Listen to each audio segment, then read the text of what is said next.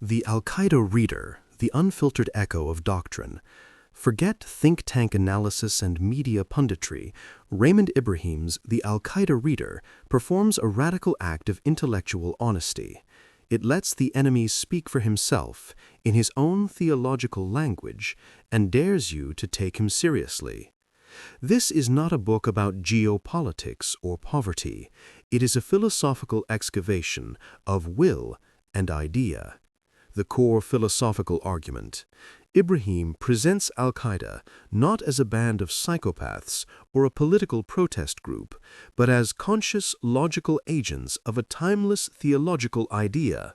The book's translated texts, fatwas, manifestos, diatribes, reveal a coherent worldview built on a foundational Islamic dichotomy.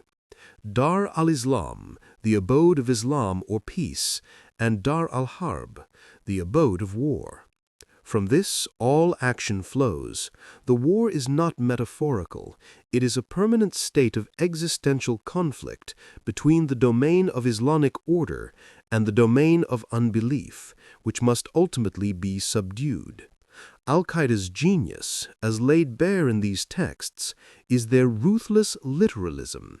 They accuse the modern Muslim world of abandoning this foundational doctrine through compromise, nationalism, and secularism. They position themselves as not innovators, but restorers. The hardest pill, the most philosophically devastating takeaway is this: Al-Qaeda's propaganda to the Muslim world is profoundly theological, while its propaganda to the West is shrewdly political. To Muslims, they quote classical jurists, discuss the obligations of jihad, and decry apostasy. To the West, they release statements about Palestine, Iraq, and imperialist aggression. Ibrahim's curation forces you to ask, which is the real face? The answer implied is that the political grievances are the casus belli, the recruiting tool, but the engine is theological. To dismiss their religious rhetoric as a mere cover is to fundamentally misunderstand their motive force. They are, in their own eyes, soldiers in a metaphysical war for the sovereignty of God's law on earth. Why this terrifies? It shatters the modern secular comfort that all actors are ultimately rational in a materialist sense. It presents a foe whose rationality is rooted in a different metaphysical plane, where paradise is a tangible reward for martyrdom, and victory is assured by divine decree, not tank counts.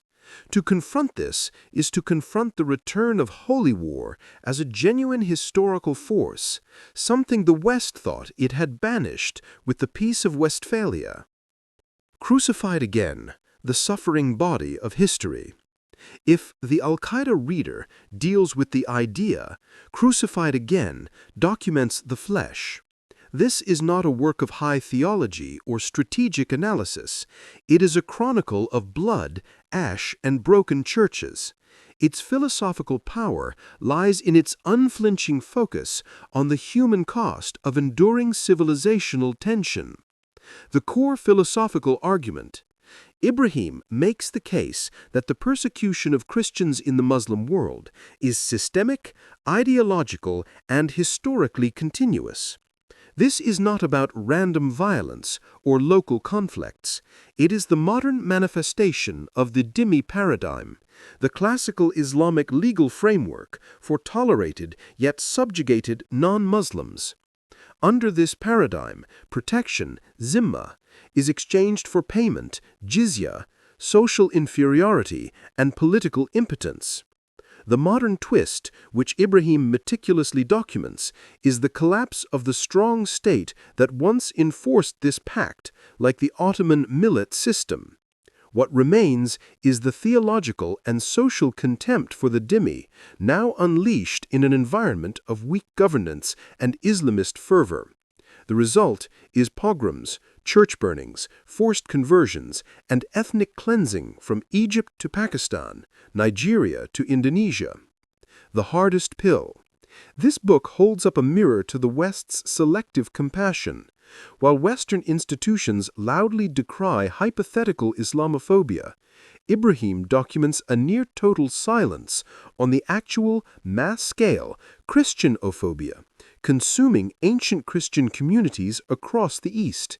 The philosophical question it screens is, why? The implied answer is a cocktail of 1. Guilt over colonialism and a subsequent reflexive anti-Westernism, casting Eastern Christians as proxies of the West. 2. Relativism that cannot morally prioritize one victim group over another. 3.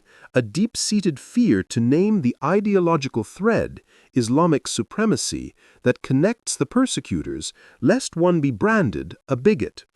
The tragedy Ibrahim paints is of a people doubly abandoned, by their Muslim countrymen who see them as alien, and by the Christian West that is too philosophically confused and morally inverted to even acknowledge their martyrdom.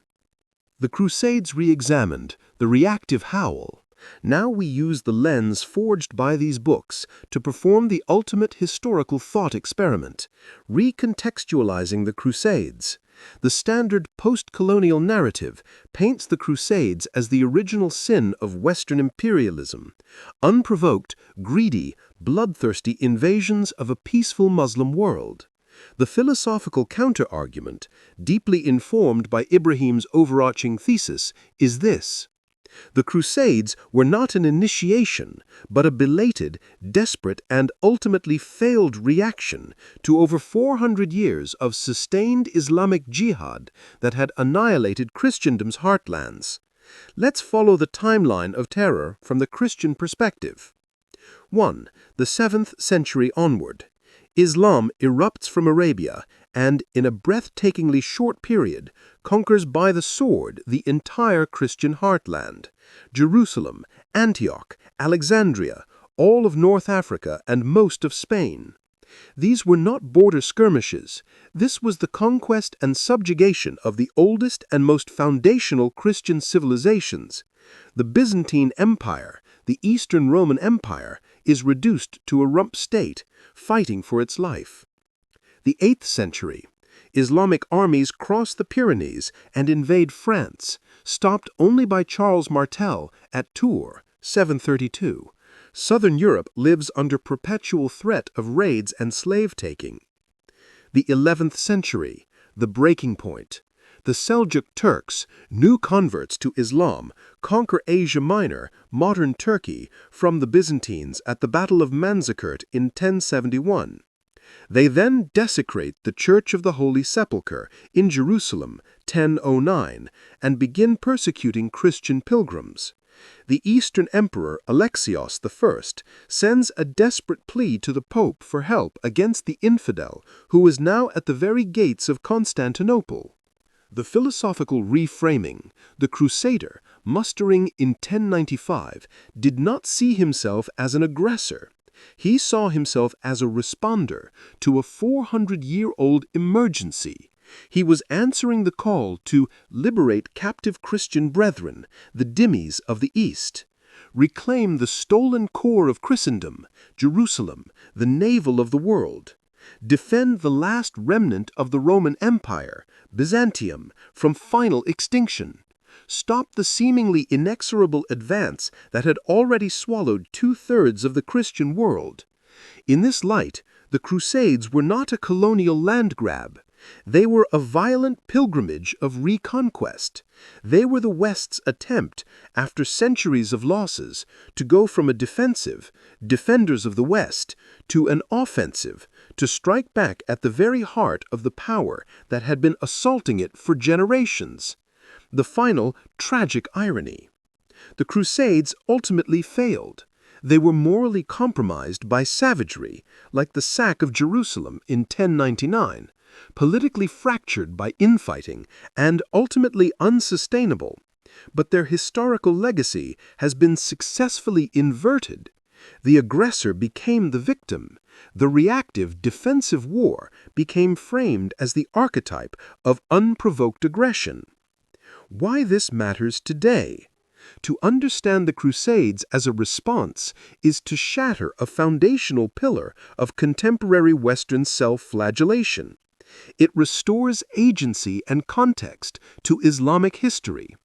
It forces the recognition that for medieval Christendom, Islam was not a religion of peace it disrespected, but an existential military and religious rival that had been winning for centuries.